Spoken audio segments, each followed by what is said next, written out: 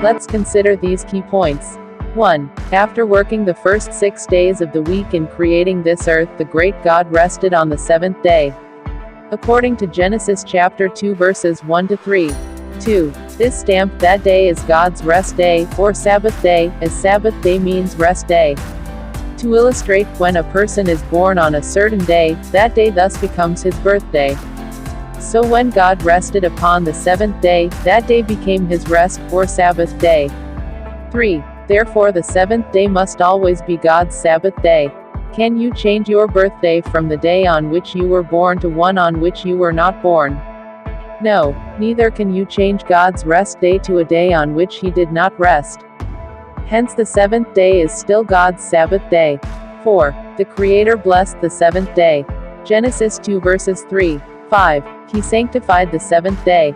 Exodus 20 verses 11, 6. He made the Sabbath day in the Garden of Eden. Genesis 2 verses 1 to 3, 7. The seventh day Sabbath was commanded by the voice of the living God. Deuteronomy chapter 4 verses 12 and 13, 8. Then he wrote the commandment with his own finger. Exodus chapter 31 verses 18, 9. God destroyed the Israelites in the wilderness because they profaned the Sabbath. Ezekiel 20 verses 12 and 13, 10. It is the sign of the true God, by which we are to know him from false gods.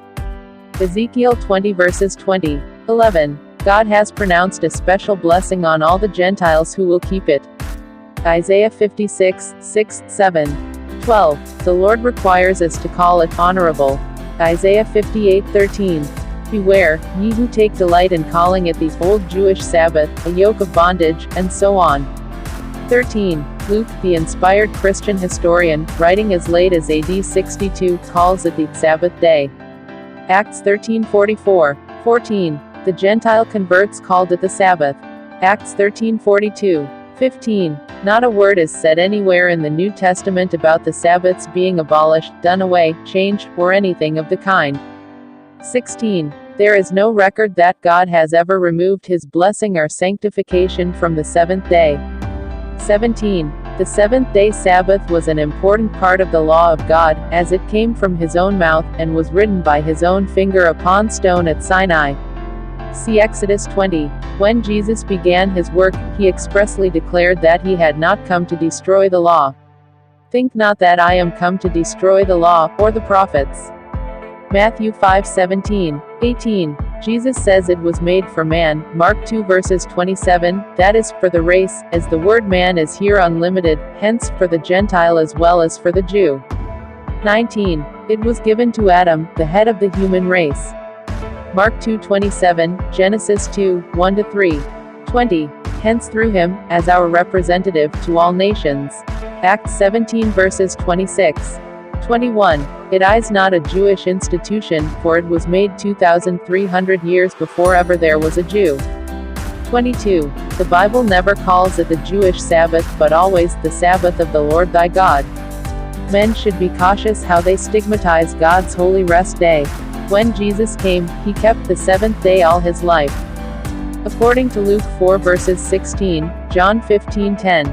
Thus he followed his Father's example at creation. Shall we not be safe in following the example of both the Father and the Son? Again, Apostle Paul and other Christians kept the seventh day as the Sabbath of God, according to Acts 17 verses 1 to 4, Acts 16 verses 13. Very soon there will be enforcement in keeping the first day of the week as Sabbath. God warns us to still remember the seventh day, which is Saturday, to keep it holy but not first day. God said we should never worship the beasts, neither his image. Revelation 14 verses 9. A great crisis awaits the people of God. Very soon our nation will attempt to enforce upon all the observance of the first day of the week as a rest day, the nation declares to be the Sabbath.